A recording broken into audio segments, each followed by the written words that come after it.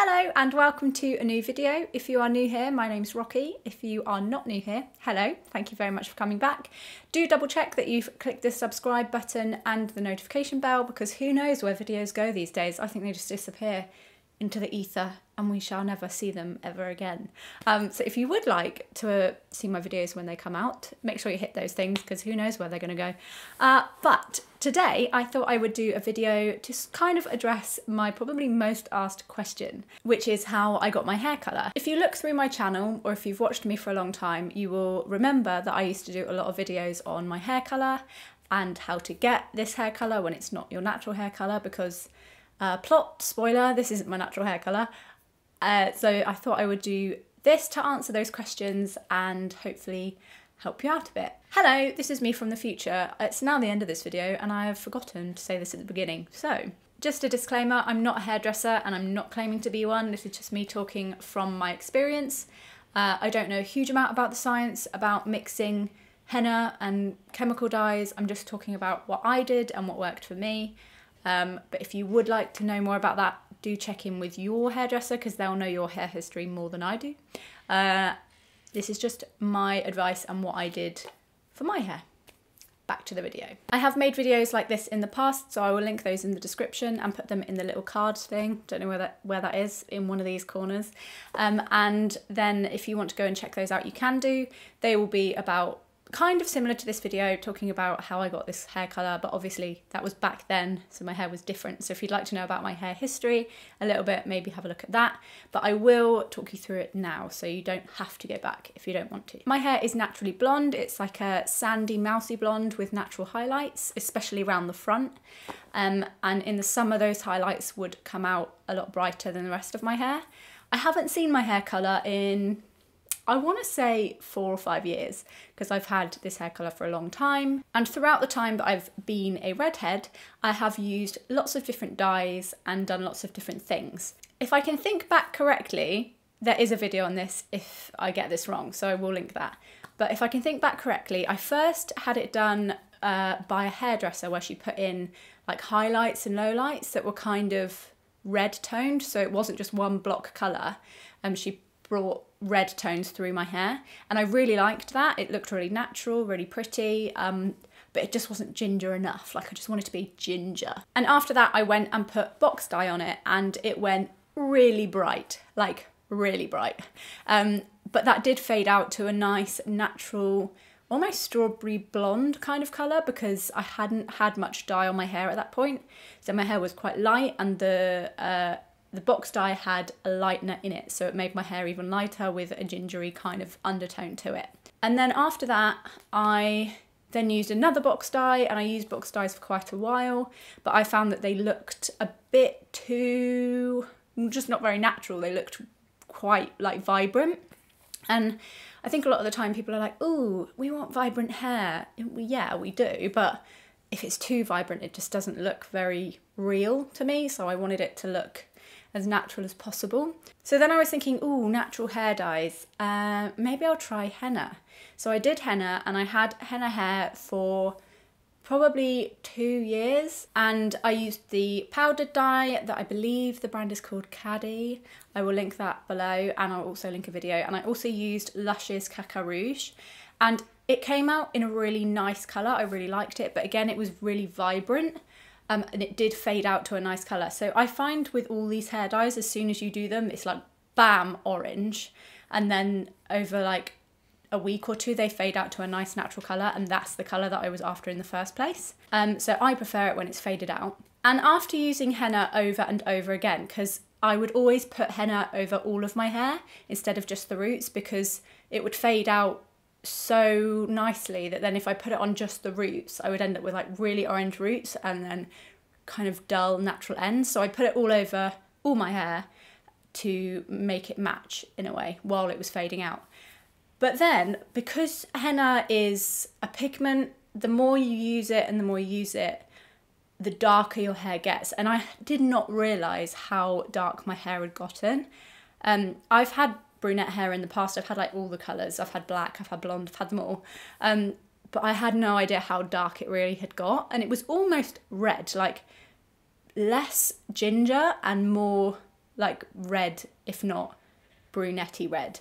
And I look back at pictures now and I'm like, I had no idea it was so dark, and it really wasn't the colour I was going for in the end. It's just what happened because I used henna over and over again. So when I realised that, I was like, oh gosh, how am I going to get rid of this henna? Because if you know anything about henna, you'll know that no hairdressers will go near it with chemical dye, because it's something to do with the like chemicals, and I think it's a type of metal or something in the chemical that mixes with henna badly and can make your hair go green.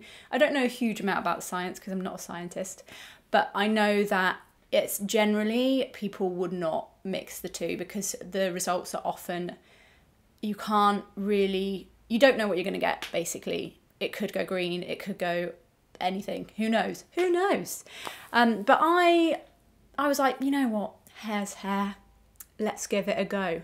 I'd looked up a few different ways to do it, and some people used colour stripper, some people like straight up put bleach on it, and I was like, I'm not gonna go and put like solid bleach on my hair. So I found a more gentle hair dye, which is a chemical dye, but it's more based around like herbs, I think. It says like no ammonia, no silicones, blah, blah, blah, no parabens. It's supposed to be a lot more gentle for your hair. And the brand I used is called Nature Tin, and I also use a brand called Herbatin. Again, I will link these in the description below. But I thought, do you know what? Let's go for it, see what happens. The worst that happens is I'll do a strand test and it doesn't work and I'll find a different way to do it. So this is the hair dye I used, and this is blonde. If you look at the box, you're like, whoa, I don't want to put that on my head, especially with henna. But I was like, I'm just going to try it. Before I put all of this on my head, I did do a strand test. So I just got a bit of hair and I put it on there. I waited a while. Nothing exploded. I didn't get a rash. And it worked. It lightened it. And I was like, yes, I finally lightened this like henna darkness that I didn't even realise was on my head. And I was left with this colour that I have now. It wasn't this light to start off with, because this has faded out through time, and all of the length of my hair, I haven't put any colour on since I did this. But to do my roots, I have used this, and this is Herbatin's Permanent Hair Colour Gel in 8R Light Copper Blonde.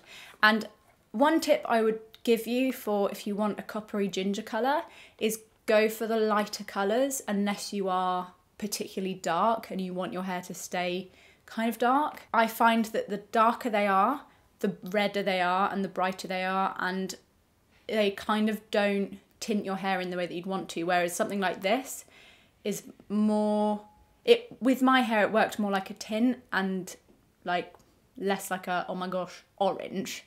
And I really like the colour that this gives. So when I need to do my roots, I just put this on my roots and that's it. And then I let it grow out, and it's about every 6 weeks or so when I start noticing my like blondie, ashy tones coming through underneath, which is actually happening a bit now. You might be able to see, I don't know. But what I do like about this colour for me is it's similar kind of lightness to my natural hair colour. It's not darker and it's not a lot lighter.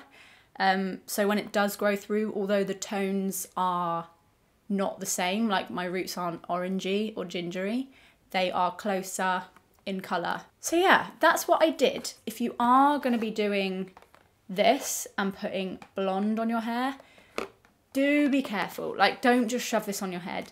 And I really wouldn't recommend getting like a full-on chemical box dye that's like serious bleach. Like the live ones, I think they're by Schwarzkopf or something like that. Those ones, I really wouldn't put those straight on your head, especially if you've had henna, because they are like serious bleach, like serious bleach. Whereas this is a lot more gentle and it actually lightened it gently, opposed to, you know, sometimes when you lighten your hair and you get like those splodges and weird, just, it doesn't look good. Like, you know, when if you've ever been brunette and tried to dye your hair blonde, that, it didn't do that. It just lightened everywhere that it was put. I didn't put this near my roots because I knew that if I put it near my natural like virgin hair, it would go blonde. So that's one thing I would say as well, is if you are going to do this, I would try not to put it near like roots and natural hair, because you will get bright blonde roots. One thing I did notice with this is that after I used it, my hair was quite dry and a bit like, ouch, what have you done? That's made my hair sore. Not sore, it didn't hurt, but it was just dry and made it a bit straw-like. So if you are gonna do this, I would recommend looking after your hair as much as possible. Try and avoid heat afterwards for a little while.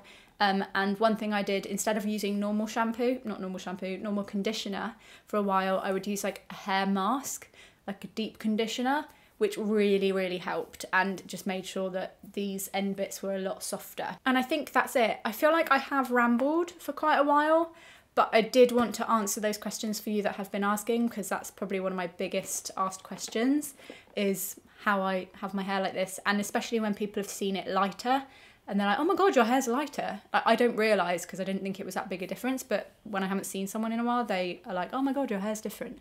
I just wanted to share that with those who have been asking me that question. And that's all. Thank you very much for watching. If you would like to follow me on Instagram, my name is RockyApplebee. I will, again, leave it in the description below. Make sure to hit subscribe and notification bell. And that is all. I shall see you all very soon. Thank you very much for watching. Bye.